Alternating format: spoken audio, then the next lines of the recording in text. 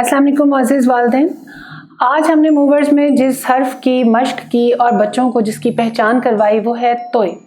तोय से शुरू होने वाले तमाम अल्फाज, तमाम चीज़ें वो सामने भी हम रख सकते हैं, बच्चों को हम याद भी करवा सकते हैं। बच्चों को ये भी कह सकते हैं कि आप बताएं तोय से क्या लफ्ज़ शुरू हो सकता है या किस बच्चे का नाम तोय से शुरू होता है।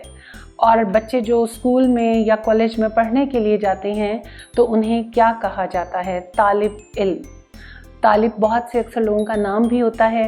तश्तरी जो कि आम तौर पर घरों में मौजूद होती है वो सामने रखें, बच्चों से पूछते हैं कि ये क्या इसको कहा जाता है और क्या ये तोय से शुरू होने वाला कोई लफ्ज़ है।